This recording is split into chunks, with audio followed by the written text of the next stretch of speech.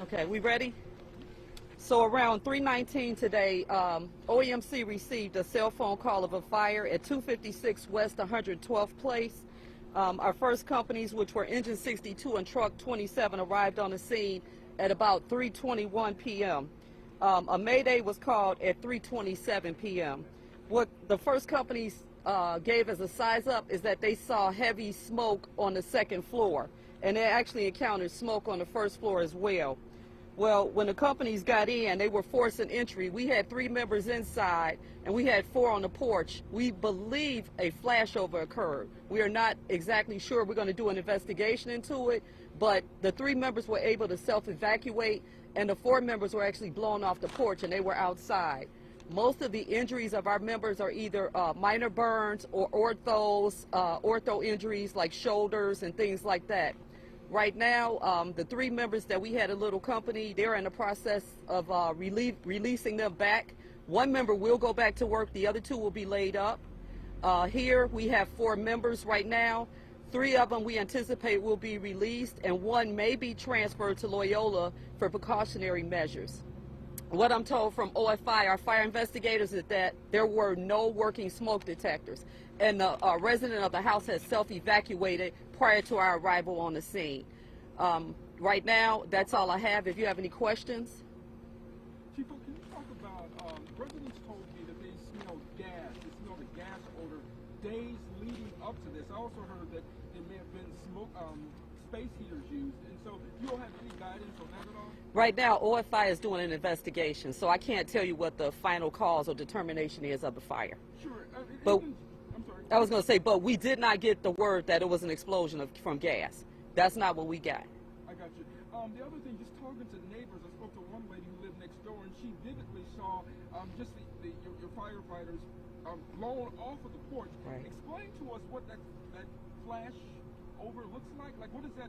How does that happen? Well, a quick synopsis of what it could be is that everything in there reached its ignition temperature. And once it got a source, it just kind of goes. Everything lights up. And it's the energy and force behind it that push. So it was probably driven from that. That's what we think it is. We will have an after-action report in about 3 days, hopefully, and try to determine, as we talk to all the members who were there on the scene, what actually occurred so that this doesn't happen again, if it can be avoided.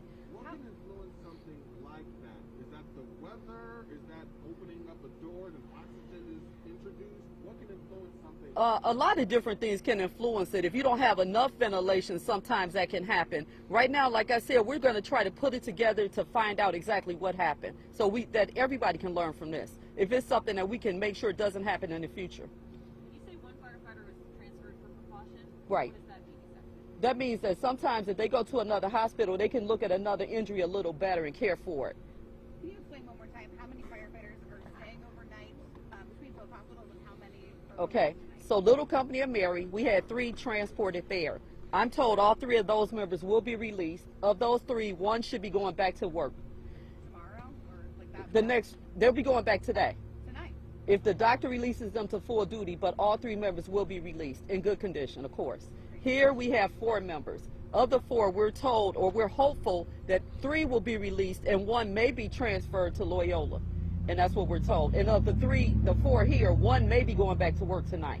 What's his condition, the one that's being transported to Loyola? He has a burn.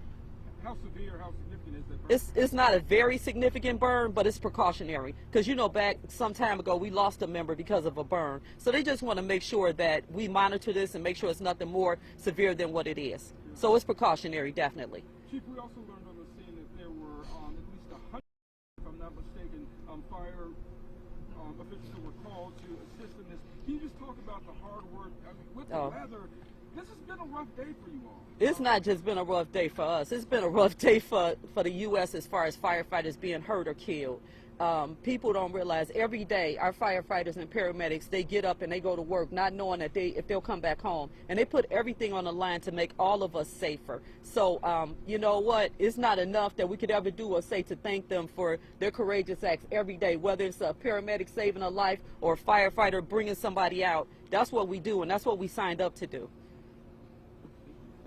Can I get some clarity on the person who lived there? She said that she was outside of the house, didn't know anything about a fire.